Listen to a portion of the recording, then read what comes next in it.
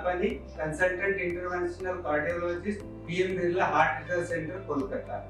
Heart failure का मतलब होता है कि जैसे नॉर्मली हार्ट का पंपिंग कैपेसिटी होता है 60 to 65%, जिसको हम अपने लैंग्वेज में इजेक्शन फ्रैक्शन बोलते हैं।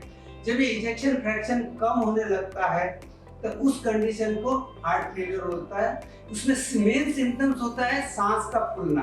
तो इनिशियली जब हार्ट फेलियर में रहता है तो जैसे चलने से सांस फूलती है, जैसे कोई आदमी बोलेगा कि मैं पहले 2-3 किलोमीटर चलता हूँ तो सांस फूलता है, फिर धीरे धीरे आधा किलोमीटर में भी सांस फूलने लग जाता है, फिर 100-200 मीटर में भी सांस फूलने लग जाता है, और फिर एक ऐसी अवस्था आ जाती है कि बैठे बैठे भी सांस फूलता है, आदमी लेट नहीं पाता है, लेटने से सांस फूलता है।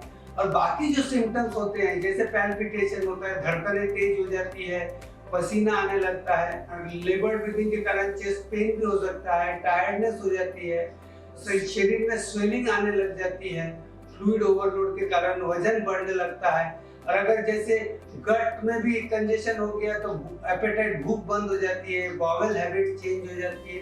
तो ये सारे सिम्टम्स हैं जिसको हम लोग हार्ट फेलियर बोलते हैं। पर इसमें सबसे इम्पोर्टेंट सिम्टम है चलने से या इवन रेस्ट में सांस फूलना और लेटने से खांसी आना।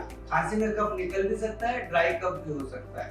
तो जैसे ही अगर ये सिम्टम्स अगर मिले तो तुरंत आप अपने कार्डियोलॉजिस्ट की सलाह लें, क्योंकि आजकल बहुत सारी अच्छी दवाइयां हैं जिसके कारण हम हार्ट फेलियर को काफी हद तक ट्रीट कर सकते हैं। हार्ट फेलियर के ट्रीटमेंट में 4 मेन पिलर्स बताए जाते हैं ट्रीटमेंट के लिए। एक हो गया है कि बीटा ब्लॉकर जो हार्ट के रेट को कंट्रोल करता है, दूसरा है एसी इनहिबिटर्स और अर्नी, ये हार्ट की पंपिंग कैपेसिटी को एफिशिएंट करता है। थर्ड ग्रुप है एमआर एंटागोनिस्ट लाइक स्पाइरानोलैक्टोन या एप्लेरोनॉल, और चौथा होता है SGLT2 इनहिबिटर, आइदर एम्पाग्लिप्रोसिन और डापाग्लिप्रोसिन। तो हम लोग मैक्सिमम डोज में इन चारों मेडिसिन को देने की कोशिश करते हैं, और कई बार उसके लिमिटेशंस हो जाते हैं because of the kidney, because of the blood pressure, because of the pulse.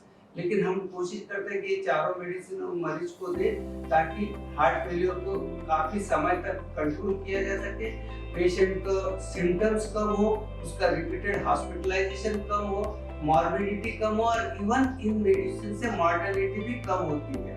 तो मैं चाहूंगा जब भी किसी को ये सिम्टम्स आए तुरंत अपने हॉस्पिटल में जाए, कार्डियोलॉजिस्ट की सलाह लें और प्रॉपर ट्रीटमेंट करें ताकि आपका हार्ट काफी लंबे समय तक अच्छी तरह से चल सके।